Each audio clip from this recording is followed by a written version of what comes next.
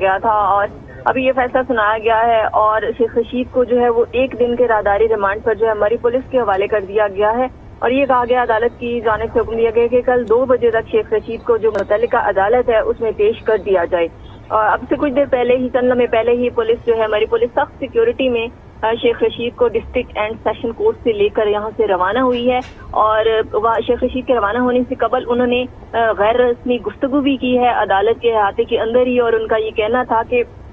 مجھ سے جو ہے وہ صرف سیاسی انتقام لیا جا رہا ہے اور مجھے اس بات میں مجبور کیا جا رہا ہے کہ میں عمران خان کا ساتھ چھوڑ دوں، لیکن میں کسی صورت بھی عمران خان کا ساتھ نہیں چھوڑوں گا۔ انہوں نے یہ بھی بتایا کہ باہر سے 3 لوگ جیل میں مجھے ملنے آئے اور وہ کہتے ہیں کہ جب بھی مجھے کوئی ملنے آتا ہے تو میری آنکھوں پر بھی پٹی باندھی جاتی ہے اور میرے ہاتھ بھی باندھ دیے جاتے ہیں، مجھے C کلاس میں رکھا گیا ہے اور اچھا سلوک نہیں کیا جا رہا، لیکن ان کا یہ کہنا تھا کہ میرے ساتھ جس طرح کا بھی نامناسب رویہ یہ رکھیں گے میں کسی صورت بھی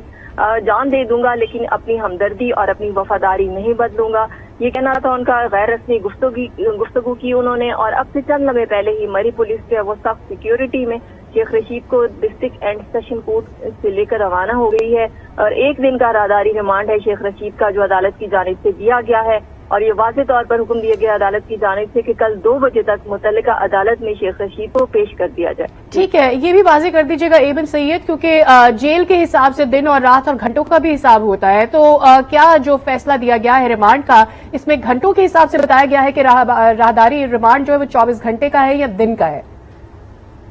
جی بالکل، عدالت کا جو ٹائمنگ ہے اس کے مطابق 1 دن جب مکمل ہوتا ہے تو پورے دن کی جو کارروائی ہے گھنٹوں کے حوالے سے وہ دیکھیں گے کہ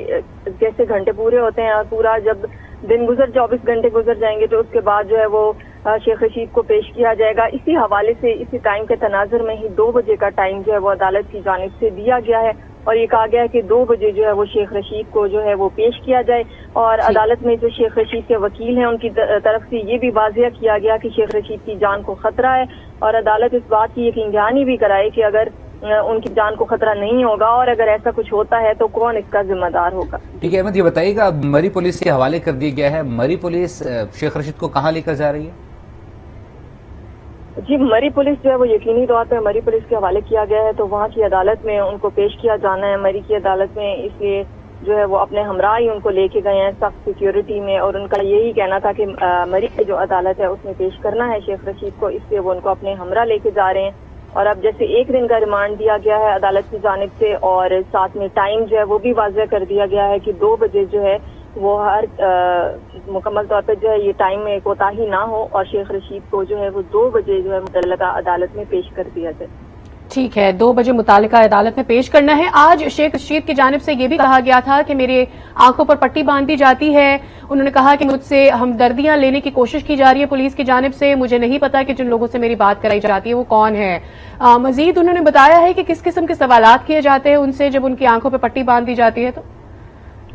جی بالکل، شیخ رشید نے یہی کہا کہ مجھے C کلاس میں رکھا گیا ہے، نہایت نامناسب رویہ رکھا گیا ہے میرے ساتھ اور میں سمجھتا ہوں کہ یہ سارا جو مکمل طور پہ میرے سے سیاسی بدلے جو ہے وہ لیے جا رہے ہیں۔ ٹھیک ہے، ایمن ہمارے ساتھ ہی موجود رہیے گا شیخ راشد جو کہ شیخ